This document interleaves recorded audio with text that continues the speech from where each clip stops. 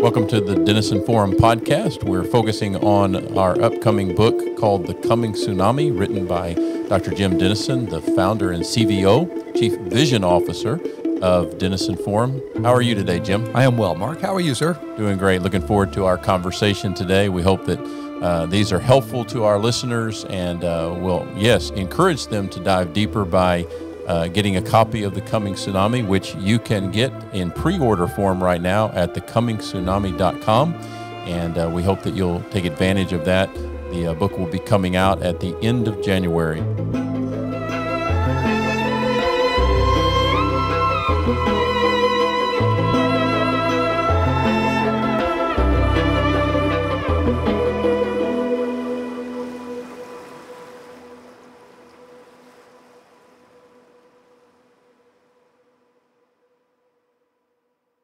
Jim, as we get started this morning, wanted to give our listeners a little bit of background about maybe both of us so that they understand who we are. I'm a recent new hire here at Denison Forum and have the auspicious title of Executive Director of Denison Forum, trying to guide our team and be useful to you and our ministry. I'm married to Judy for 35 years, have 2 adult children, and the 2 most perfect grandchildren. Almost most perfect. Almost. Well, we can arm wrestle over that in a second. I'm a native Texan from East Texas and pastored churches in Texas for 35 years, including the last 25 at my church called Crosspoint Church in McKinney, Texas, just north of Dallas. Give us a little bit of the biographical background of Jim Denison. Well, thank you, Mark. Such an honor to be in this conversation with you. Grew up in Houston, Texas. My father had fought in the Second World War, came back from that, and never went to church again. And so I grew up in a loving home, but no spiritual life, and all my dad's questions. Was invited to church at the age of 15 by a bus ministry. I don't know if folk are familiar with those these days, but back in the day, back in 1973, you go out, knock on doors, find kids to ride the bus to church, which is how I was invited to church, and eventually heard the gospel, came to faith in Christ, but still had all my dad's questions, all these intellectual and cultural issues, which has really driven my life, I think you could say, from then until now. So I became a Christian at the age of 15, did a religion major in college, and then went to Southwestern Seminary, did a master's and a PhD, taught philosophy of religion there at Southwestern Seminary. I think that's where you and I first met back in the day, as you were a student there as well. And then have pastored churches in Texas and in Georgia before starting the Denison Forum in 2009, the point of which is to help people navigate the culture through a biblical lens, as it were, help people think biblically about cultural issues so they can use their influence to make a difference for Christ. And so from then till now, the idea of speaking truth to cultural issues has really been a passion for me, and it's a privilege to get to do that in this context as well. I am married to Janet, been married for 41 years. People tell me I outkicked my coverage, and I have no defense whatsoever for that. As most of us do. Yep. In fact, I will tell you, I was at a dinner last night, after which I got a text from somebody that was explaining how his girlfriend that had been at the dinner as well was glad to meet me, but thrilled to meet Janet. Right. Were the exact words, glad to meet me, but thrilled to meet Janet. And I get that a lot, Mark. I know how this works. There's, when you overmarry, this is how this works. So we have 2 sons, both of whom are married, each of whom have 2 of my grandchildren, 4 total, all of whom are perfect. All of whom have not experienced inherited original sin. I don't know how that's happened. It skipped all of them. And so in that sense, I am blessed beyond words. And, you use the word church bus as related to your coming to faith in the 70s. You and I know that a church bus could be a most generous term for vehicles that were used to go around neighborhoods and pick up kids and bring them to church back in those days. We had an old, in fact, his name was Julian Unger. He's now with the Lord, but he was a retired bus driver. So back in the early 70s, when these bus ministry things first started, I think in church in Indiana is where it all started beginning. And so we had a new pastor at College Park Baptist Church in Houston and moved from Birmingham to Houston, August of 73. And he'd heard about this bus ministry idea, and so he suggested it to the church. Well, Mr. Unger, this bus mechanic, this bus driver, couldn't preach sermons, couldn't teach Sunday school classes, couldn't sing in the choir, but he could do bus. So he, with his own money, bought an old, to your point, decrepit, broken down school bus from the Houston Independent School District. And he fixed it back up where it would run. They painted College Park Baptist Church on the side of it, and he drove the school bus. a man named Tony McGrady, who was an insurance executive. And again, couldn't sing in the choir or preach a sermon, but he could organize. So we organized Southwest Houston into plots, had them all divided up, had the streets figured out, and organized a method by which the members would go out on Saturdays and knock on doors, trying to find people to ride Mr. Unger's bus to church on Sunday. It was a Saturday morning in August of '73 when Julian Unger and Tony McGrady knocked on our door, told us they were inviting us to church. My brother and I had no interest whatsoever in riding a bus to church, but my dad happened to by at that moment, asked what the conversation was about. We told him. He thought we should have some religious exposure. So Dad promised them we'd be on the bus the next day. And so we were. Mom found an old clip-on tie in the closet she made us wear, carried the big family Bible with me like you have on your coffee table. Right. You don't stand out at all when you're 15 years old with a family Bible under your arm and a clip-on tie in Sunday school, and rode the bus to church. The pastor, as it turned out, kind of yelled when he preached. And I got home, put the Bible back, put the tie back. I'd been to church. Check the box. One time was enough? One time was enough. But God, in his infinite mercy, arranged it in such a way that my 10th grade Sunday school teacher was the pastor's wife, Sharon Sewell, and she would not give up on me. She kept inviting me. She got the youth group to invite me. They would invite me to play tennis, which was really my passion, or go bowling, or go to movies. And so Mark and I started doing more social stuff with them, came back to church, came to Sunday school. On September 9th, 1973, I asked Mrs. Sewell after Sunday school, not how can I be saved, not how can I be sanctified and justified and regenerated. I said, how can I have what you have? Right. I could just mark in them sense something I'd never seen before. There was a joy, there was a purpose, there was something that I just had never experienced. And I asked Mrs. Sewell how I could have what they had. She and I sat down after Sunday school. We were meeting in a house down the street from the church. You know, when the church grows, they always kick the kids out and put them someplace else. And so we were at this house. Actually, a friend of mine, Mark Holmes's house, it's now a daycare center in Houston. We were meeting in the living room of this house on folding metal chairs. And so Mrs. Sewell and I sat down after Sunday school, and she led me to faith in Christ. My spiritual mother, as it were. Yeah. And all of that was because Julian Unger, a retired bus driver, was willing to use his expertise to make a difference. Right. Yeah, just such a great illustration. My pastor used to say that Christianity really goes forward on the shoulders of plain vanilla Christians. It's not the superstars or the celebrities that we sometimes have, even within the Christian community. It's just people like that using their time, their energy, their effort to just do what they can to be useful to Christ through the church that he's put them in. And that made a difference. Has a lot to do with how you and I ended up in this room. I have a similar feeling, you know, when I was introduced before my church as a young Christian, that was what I had said to my pastor. I was drawn to this by what I saw in my high school friend and in his family and in this boss that I had at the grocery store I worked at East Texas, that I couldn't explain it all. They were helping me to have a vocabulary of faith that was very much in development at that point, but I knew what I sensed in them.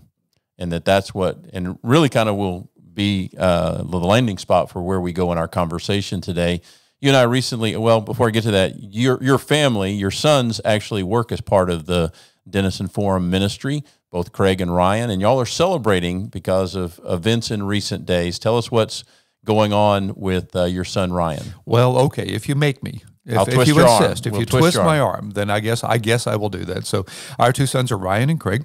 Ryan is our oldest. Craig, our youngest, is the author of First 15 and is the CEO of the organization, runs the day-to-day operations of the organization. When he took it over, we were about 800,000 in audience. Now we're past 6.6 million. Wow. And yeah, I just am in awe of he and the executive leadership team and the degree to which they've been able to use digital tools to grow the ministry, and just so grateful to be able to, who gets to do this with our son? Well, my oldest son, Ryan, writes for our ministry. He writes the daily article when I'm traveling and does website articles as well. Lives in Tyler.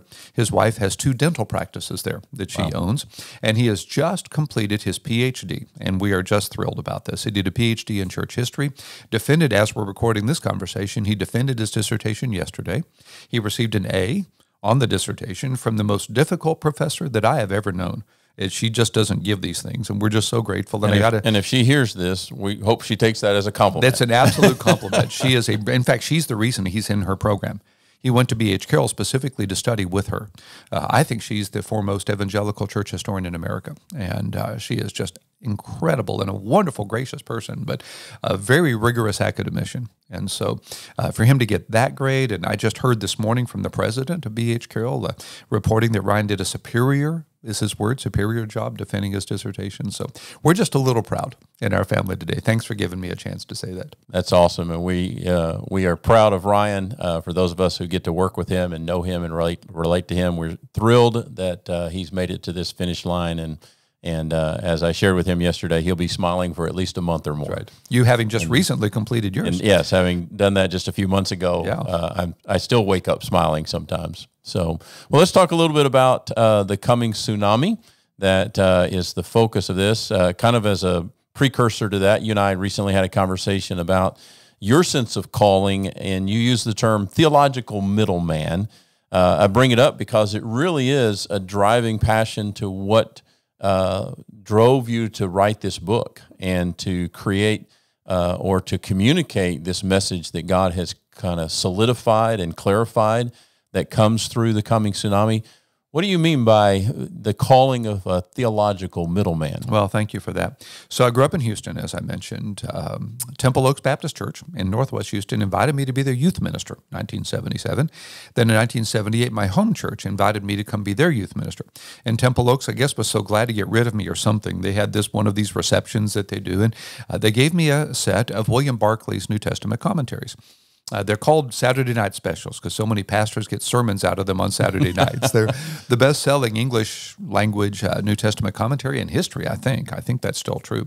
Remarkable stuff. I don't agree with everything in them, obviously, but really, really well done. So I'm walking out of the fellowship hall, Temple Oaks Baptist Church, Houston, Texas. I wrote the date in the front of it on April 9, 1978.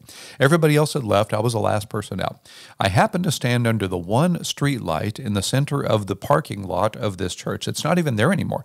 That church no longer exists as of a few years ago. I'm standing under the street light, and I happened to open the introduction to Barclay's commentary on Matthew, in which he calls himself a theological middleman. And Mark, I will tell you, in that moment, lights flashed and bells clanged for me. It was I remember it as though it were yesterday. It was an emotional experience, a sense that that's what God wanted me to be.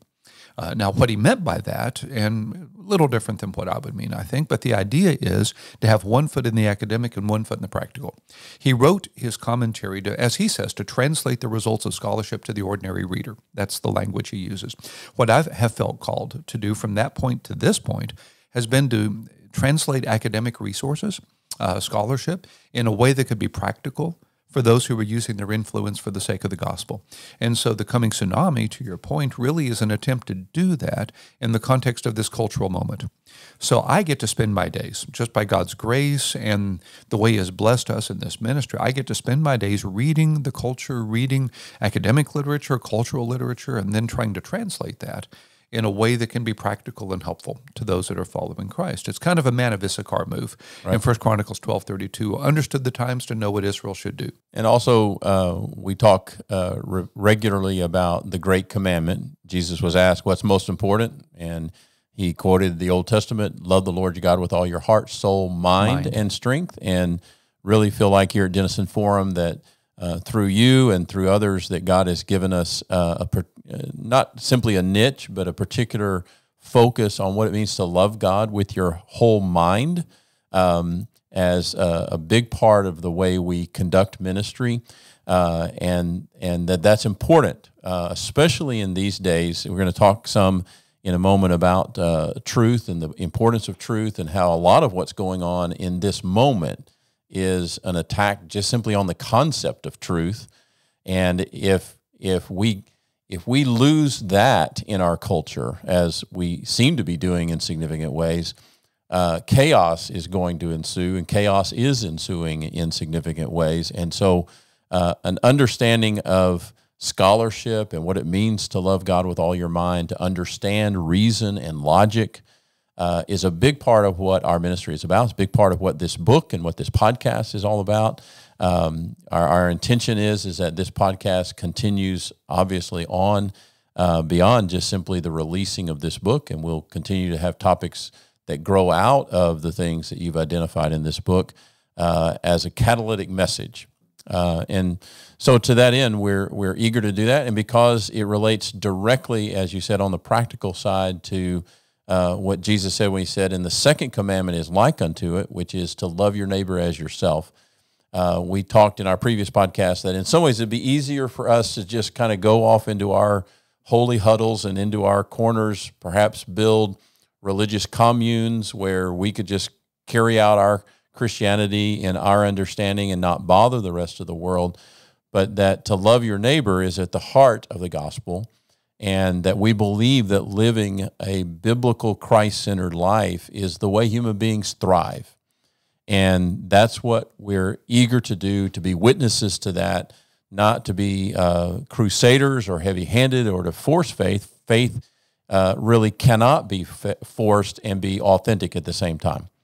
But we do want to be witnesses to it and to let God draw people to himself through our testimony. That's at the heart of what our ministry and mission is all about. Absolutely true. I would say in the evangelical world that God is moving in that way. And I think there's a need for that to be the case. You remember Mark Knoll's book some years ago, The Scandal of the Evangelical Mind. Right. And essentially the argument of the book is the scandal of the evangelical mind is that there isn't one. You know, that we've been anti-intellectual. Now, a lot of that has history to it. A lot of it, we could go back to the 20s and the Scopes monkey trials and the rise of fundamentalism, as we discussed in an earlier podcast. But there really has been, in my lifetime anyway, and among some in the evangelical world, this sense that if you have faith, you won't ask questions. You know, that if you just have enough faith, you won't have doubts. That you really don't need to explore the culture. You just need to preach the gospel in the simplest sense of whatever that might mean. And we don't need intellectual engagement with the culture, that in fact that can confuse us. It can mess us up. I was warned before going to seminary not to take philosophy because it might mess up my theology. Yeah, again, perhaps it was more common. It's not as much heard today, but in the 60s and 70s, there was this common idea of don't go to college and don't let college ruin you. Mm-hmm.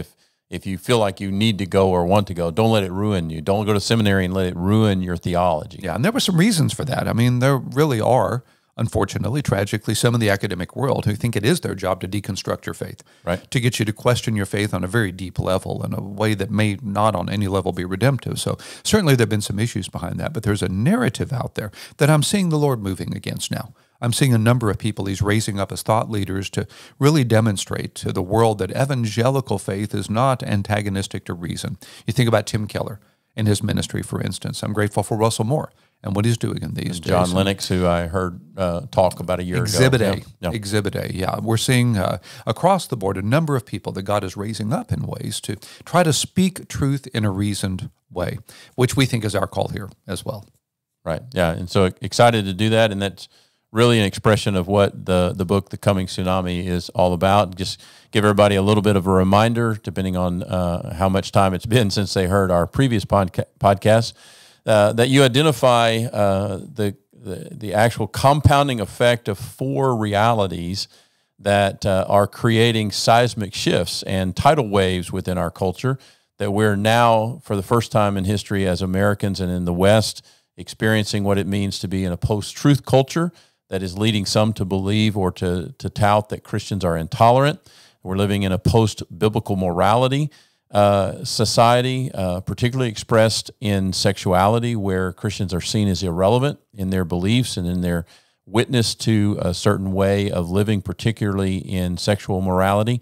We're going to talk a little bit about critical theory and its offshoot, critical race theory, that really has kind of arisen in a very significant way. I don't know how many of us would have ever been able to or ever came across the term critical theory or critical race theory until even the last 24 months or so.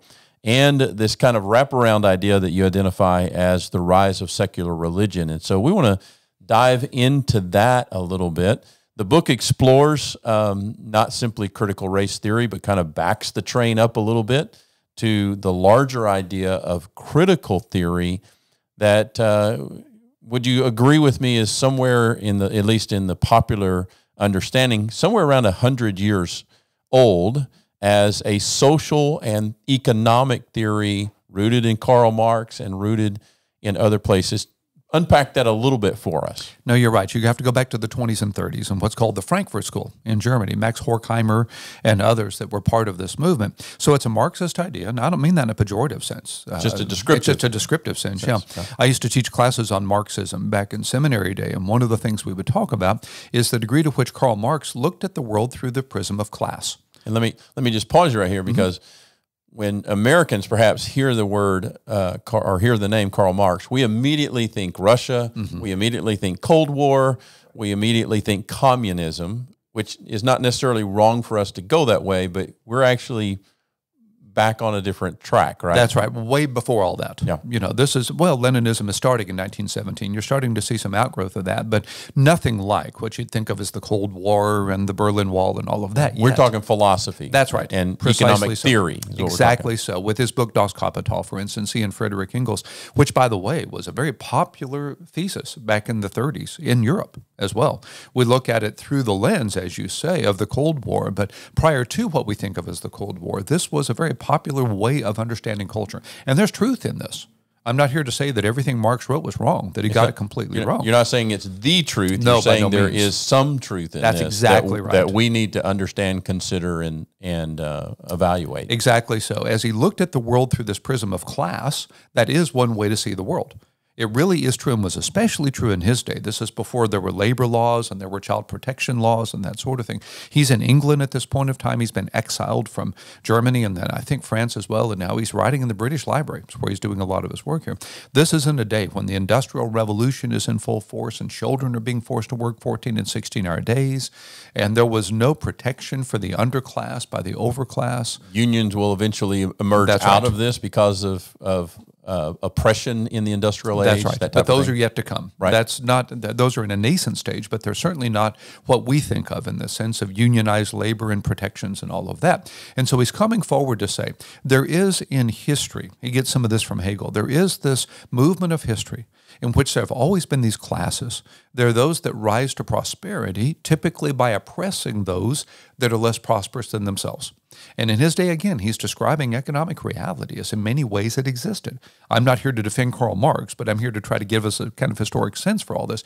In the 20s and 30s, out of this idea that culture exists in classes, that humans experience the world through classes, there comes this idea that if you're in a prosperous class, somebody oppressed somebody to get there. And we get, even in slang terms today, we get this idea of the other definition of the golden rule, not the biblical definition of the golden rule, but the idea of the golden rule, he who has the gold makes the rules. Makes the rules, exactly the idea. And again, we'd have to say, in a lot of the world, that is true, even today. Yeah. In a lot of the world, those that have gotten to a place of enormous prosperity have typically been unfair to someone along the way, has been the idea. If not they, somebody on their behalf.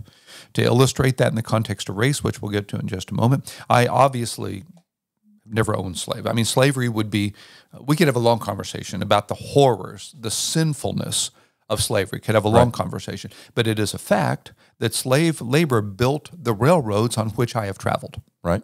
I never enslaved anybody, but I have experienced the result of that. I've been in the White House any number of times over the years that was in part built by slave labor. The Marxist argument would be that if I am in a place of prosperity, then my class, if not me personally, has on some level victimized those that are less prosperous. And so critical theory comes forward to say the best path forward is to find a way to liberate the underclass, to find a way to elevate them, and if you have to do that at the expense of the overclass, then so be it. If you have to lean in a direction that discriminates against those that have been the discriminators, so be it. Right. Do that peacefully if you can, and violently if you must. That's the idea behind critical theory, back 20s, 30s Frankfurt School. So, and let's take that in, obviously is playing out in a big way relative to critical race theory right now, and we're seeing that particularly in our schools, in our school districts.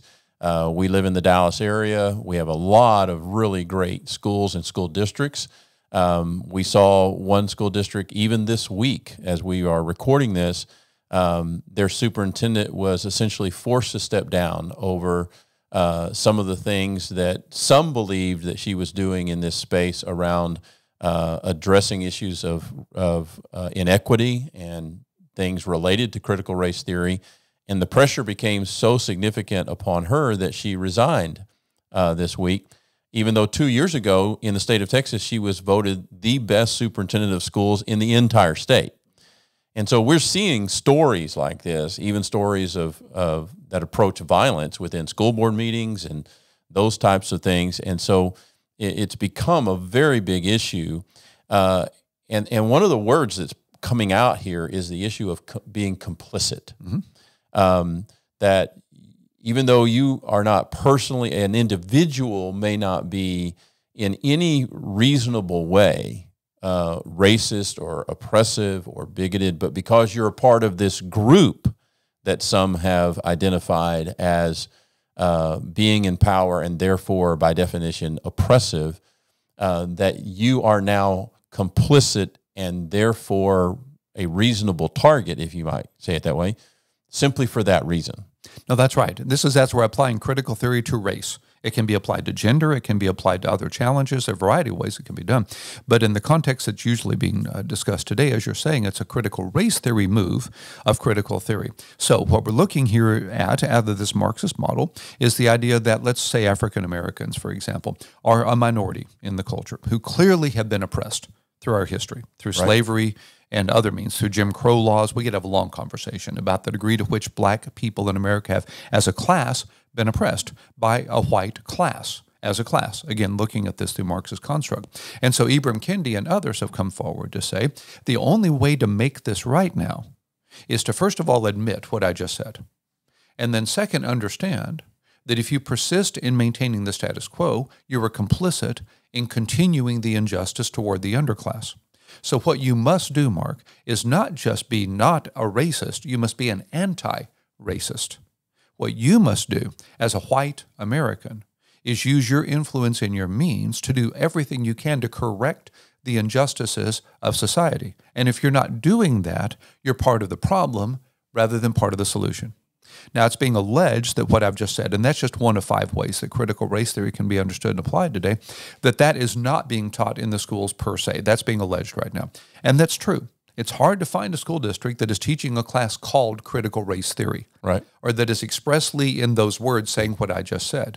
But the idea that is motivating critical race theory as a philosophy is being taught in history classes, in literature classes, in culture classes, in sociology classes, is being taught in thousands of high schools across the country as a worldview move. And it is true that we're having, let's say, Anglo elementary school children being stood in their classes and asked to confess to the class that they are a part of an oppressive class. Wow. And confessing their whiteness to the students. That's, again, one of the ways that critical race theory can be understood. And so while on one side people are saying CRT is not being taught as a curriculum, the other side is saying, yes, but its ideas are being taught in a very pervasive manner across the country, and that's part of the conflict you're seeing in school boards today. Postmodernism, the sexual revolution, critical theory, secularism. These are the 4 cultural quakes that have shifted the ground beneath our feet, the issues that have caused many to label Christians as intolerant and even dangerous. Separately, they are hot-button issues. Together, they've launched the coming tsunami that threatens to silence and submerge Christians in America today. But what can stop a tsunami? In The Coming Tsunami, Why Christians Are Labeled Intolerant, Irrelevant, Oppressive, and Dangerous, and How We Can Turn the Tide, pastor and cultural scholar Dr. Jim Denison of the Denison Forum identifies the enormous danger these cultural quakes represent. He then offers proactive, biblical steps to turn the tide before it's too late. But Christians must act now. The rain has already started to fall. Pre-order your copy today at thecomingsTsunami.com. And know that when you pre-order, you'll also be invited to our online book launch event on January 25th.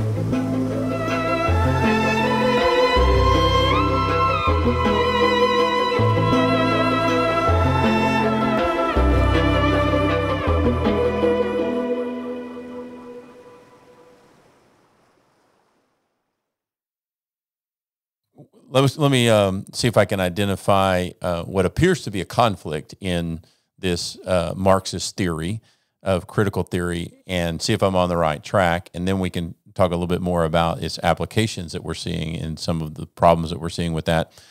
It seems a logical fallacy that if you were to buy into critical theory and this idea that whatever class is in power got there in significant ways by oppression, and therefore those who have been and are being oppressed need to be elevated, is it not also by definition that once that oppressed class becomes the class in power, they then by definition are now the oppressors? That's one of the fallacies of Marxism.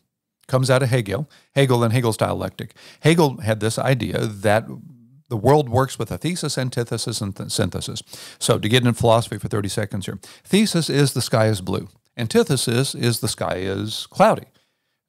Synthesis is the sky is partly cloudy. According to Hegel, that's how your brain works. Right. That's how your mind interprets the world. Well, Marx applies that idea to class struggles. And he goes through the history, at least Western history, of humanity. And he'll look at the feudal class, for instance, and the antithesis of that leads to capitalism. And now we're seeing a reaction to that, which would lead, he says, to a classless society. So in Marxist ideology, ultimately, you can get to a place where all classes are abolished, and where once we level the playing field, you won't have the oppressed becoming the oppressor. There won't be such a thing as an oppressor in this utopian future that Marx thinks is out there. That was the idea behind socialism and communism. The idea that we could abolish all classes and to a utopian kind of existence. That's the Marxist idea here. Now, what Marx obviously, tragically, catastrophically ignores is the presence of sin in the human heart. I was going to say, where's the biblical lens that comes into this conversation? That doesn't exist. No, we're very antithetical to that in this conversation here. That's part of the reason communism has to be atheistic in its typical application, because once you bring in the biblical worldview, you see the lie in this. The idea that I can somehow, as an oppressed person, be elevated to a place without oppressing others is a tragic misunderstanding of the fact of sin in my own heart. And you've seen this outworked in communist societies all over the world. I've been to Cuba 10 times. I can tell you the oppressed that are now the oppressors are just as oppressive as was the oppressed class that they were seeking to overthrow the Bautista regime before the Castro regime and so forth. It is human nature, if we're going to elevate the oppressed to a place of equality, that some are going to seek to be the oppressors themselves, and the pattern just persists. It just continues on. It's also been alleged that this sort of a move is itself racist, by saying that the world functions through the lens of racism, and that all individuals who are, let's say, black or Latino, are oppressed by definition, by virtue of their skin color, by virtue of their ethnicity, is itself a racist statement. If I were to say to you that all white people are prosperous by virtue of their skin color or their ethnicity, or are on some level the oppressor by virtue of that, I would say that was a race. That's a statement based entirely on race. That's identifying someone solely through their race, which is the definition of racism.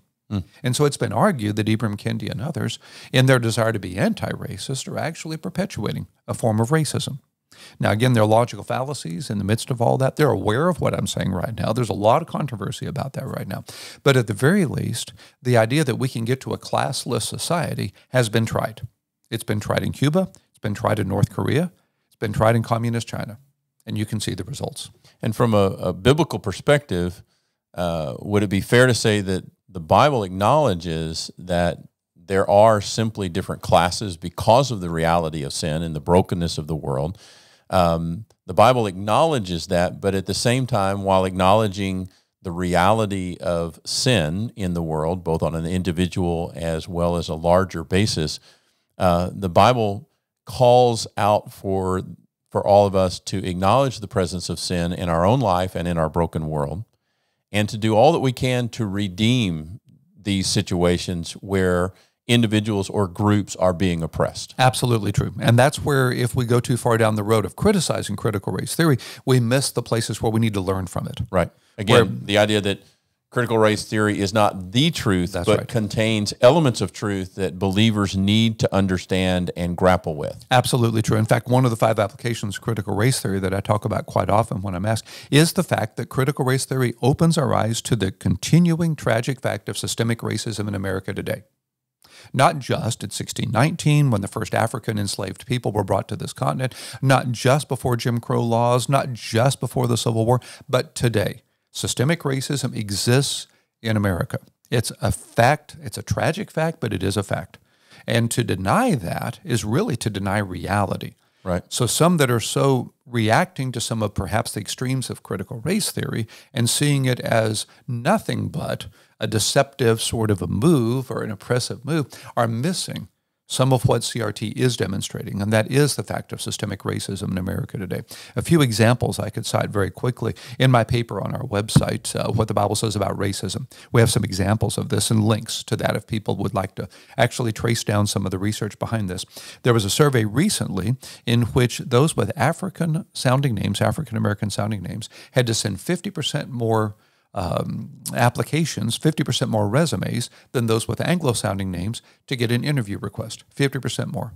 It's documented fact that people with black skin are 3 times more likely to be stopped at traffic intersections by police than white people, and 6 times more likely to be ticketed. Black people are twice as likely to be sentenced to death for killing white people as white people for killing black people. Another fact as regards our criminal justice system, black people serve 20% longer terms than white people for the same crimes. Black people are 38% more likely to receive the capital punishment than white people for the same crime. Just some examples. I could have a long conversation about a dear friend of mine who lives in my neighborhood in North Dallas, who when he goes in our local pharmacy has to make certain he's not wearing a hoodie or sunglasses, and he's still likely to be followed all through the aisles of the store. His daughter was in my neighborhood recently knocking on doors to sell tickets to a theater production at her Christian school. She knocked on one door, and the lady in the house called the police. And this is an African-American That's right. 10-year-old or 12-year-old. That's exactly right. Right. Exactly right. And my friend, who's a worship leader who goes with me to Israel, one of my dearest friends in the world, had to get called from his work to come to the house to explain to the policeman what his daughter was doing, knocking on doors to sell tickets to a Christian theater production in my neighborhood. And part of what we're trying to draw attention to is that Christians, American Christians, particularly white American Christians, need to come to grips and start coming to terms with these realities. They do exist. And there are some very big reasons that that created these realities that predate us. That's right. And one of the things that this conversation and ideas that may have some validity coming out of critical race theory that we need to grapple with is, but we need to understand that we are now the recipients of a long history. And some of that history is fabulous. It's great, our own American story, but there's no perfect story in the world for any person, family, or country, and that includes ours. That's right. We're all fallen. So let's be honest about that. Let's be clear about that. But at the same time, I recently was working through a conversation that had the idea around it as to, okay, now we have 2 sides of this, or 2 tracks of this, which is the individual side. Mm-hmm. I need to be looking in the mirror, and this is a topic that we're going to chase out further. We're planning a kind of a celebratory webinar that we're going to do together on the day that your book releases on January 25th.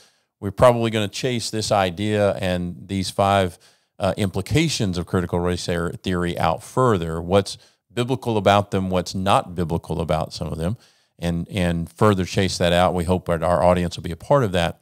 But this idea that I was listening through and trying to learn from, we would all say, look, I'm not responsible for my grandfather and my great-grandfather's sin.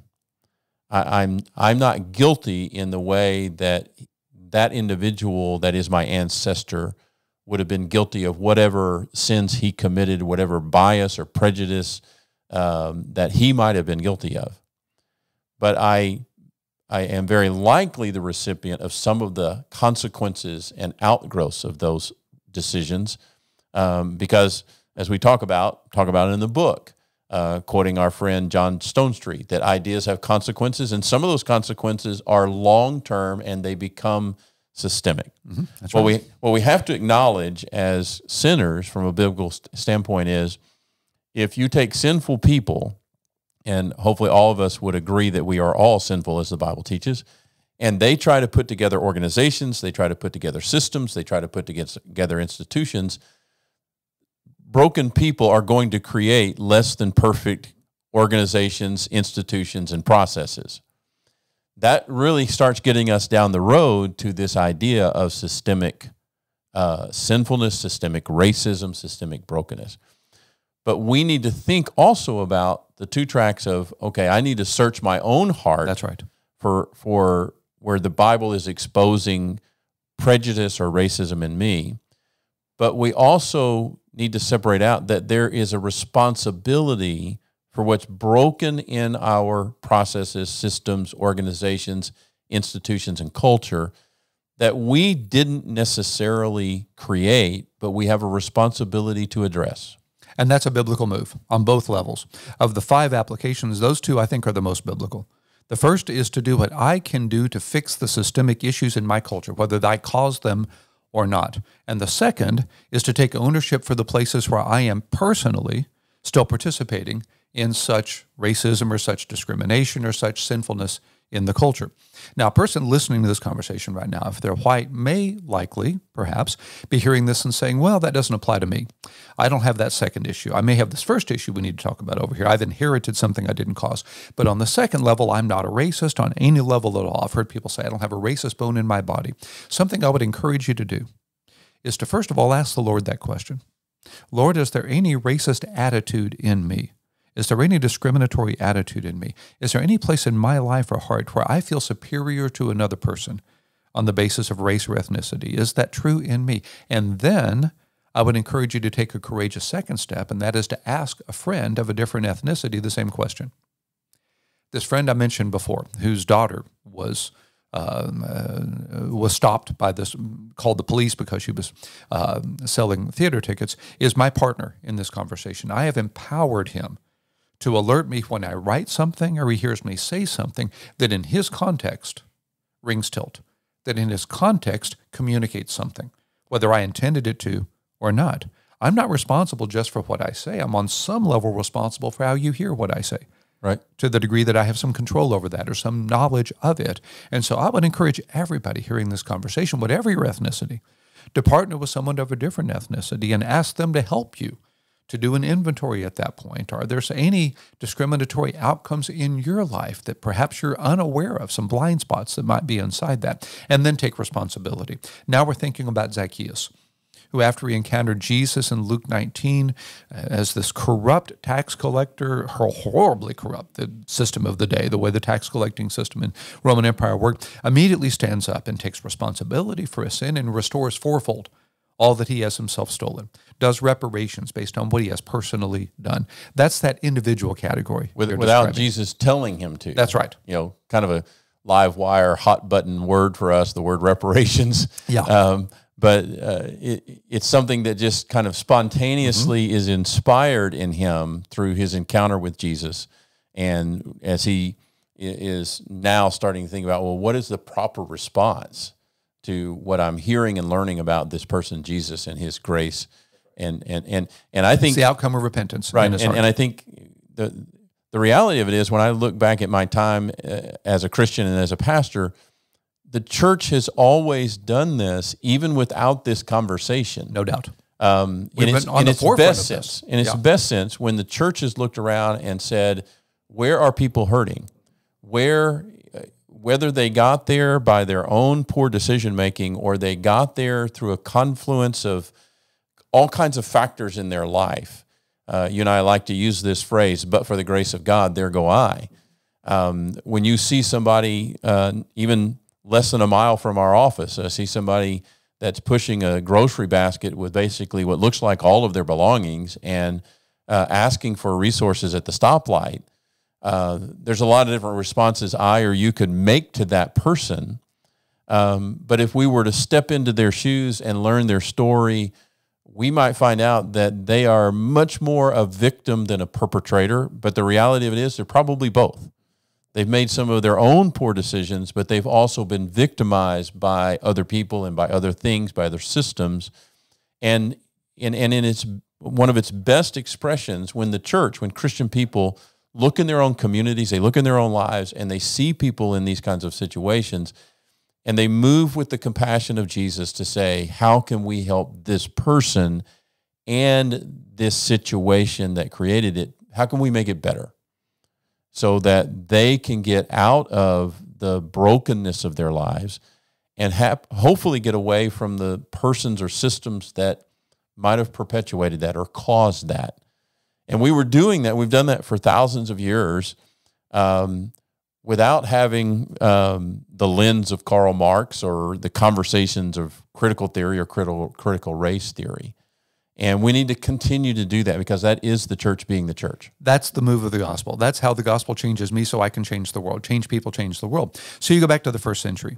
Abortion, as we think of it, was a very, very dangerous move for women in the first century from a medical perspective. So more typically, unwanted babies were abandoned. We have letters written from soldiers in the Roman army back to their pregnant wives saying, if it's a boy, keep it. If it's a girl, throw it out. Right. And so the Christians in this first century context had no political capital by which to outlaw this. They had no means by which to stop this as a practice on some systemic legal level, so they went to the trash heaps and rescued the babies and raised them as their own. One of the arguments that has been made tragically against the Christian movement for all these years is that they didn't outlaw slavery in the first century, couldn't have outlawed slavery in the first century. Right. I'm reading a book on the Middle Ages right now that does kind of a running start at it by getting back into the Roman Empire. And while it's impossible, according to the book, to know the actual number of slaves in the Roman Empire, a low estimate's 20%. A low estimate of an economy that's absolutely dependent upon slavery, not the same kind of slavery as we see in America. It wasn't an ethnically based slavery, but nonetheless a horrific reality.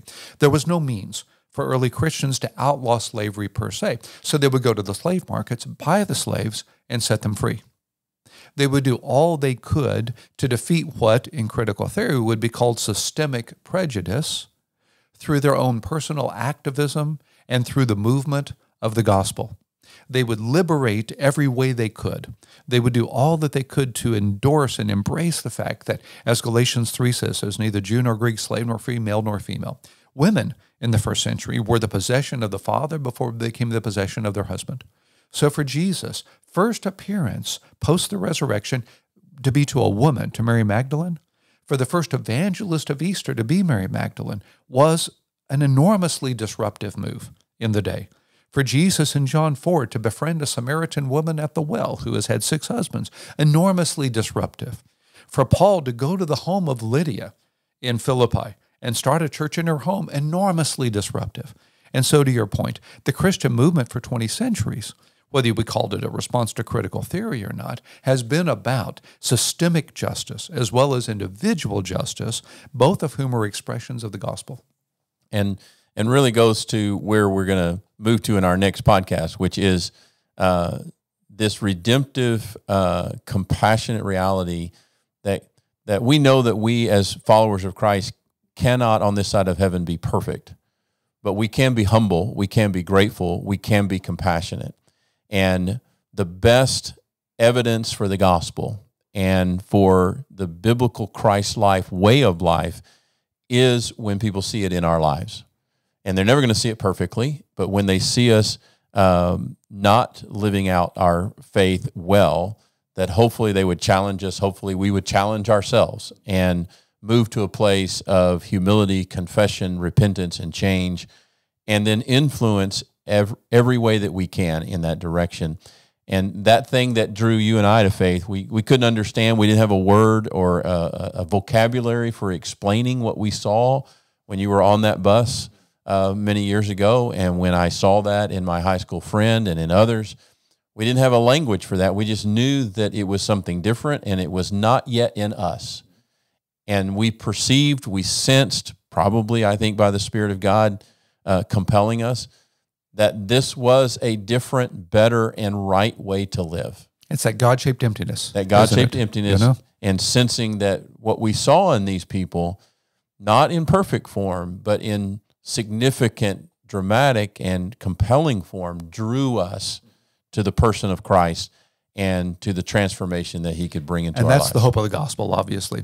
Well, the reason all of that, as you know, relates to the tsunami book and to this growing oppression that we see coming against Christians is out of critical theory. There is the argument that because white evangelical Christians in America have been a majority class, they are by definition oppressors. Right.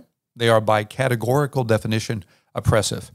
And so not only are we outdated relative to truth, not only are we bigoted and discriminatory relative to sexual morality, now we're an oppressive class by definition.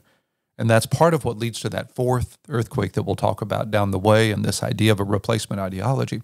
And so what you're saying right now, Mark, is even more critical today as a way of defeating that narrative. Right. As a way of saying to the culture, we're not the oppressive overclass that you're accusing us of being. In fact, we are the means to the answer to the question. We have historically been on the front lines of making that difference. If you're going to have this conversation in the context of racial civil rights, for instance, it was ministers like Martin Luther King Jr. who led the civil rights movement, white as well as black, at the forefront of that. If you want to talk about Christians in the context of slavery, it was William Wilberforce, an evangelical Christian who led the movement, as we know, to defeat slavery. If you want to talk together about, as it were, a liberation of women in the context of their right to vote and their right to be free participants in society, it was the church. And it was Christians who were at the forefront of the suffrage movement back in the 20s and so forth. And so the church has always been at the forefront, not of being the oppressive overclass, but of being that servant-hearted, washing the feet as Jesus washed our feet, beggars helping beggars find bread. It's vital that Christians recapture that ethos and communicate that through their actions and through their words in these days.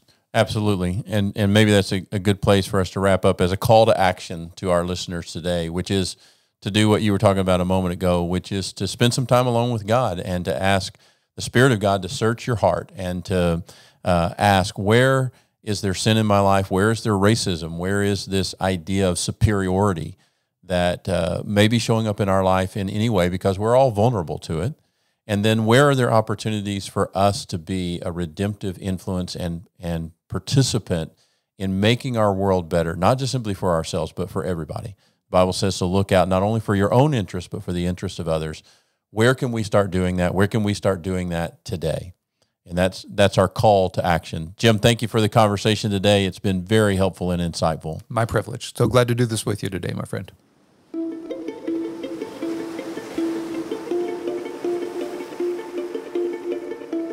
And remember, you can find the book, The Coming Tsunami, at thecomingtsunami.com. And the book releases on January 25th. We hope that you'll pre-order a copy and join us for our webinar that will come on that same day.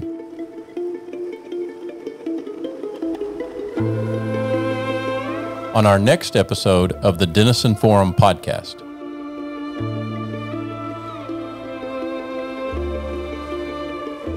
Christianity is about Christ.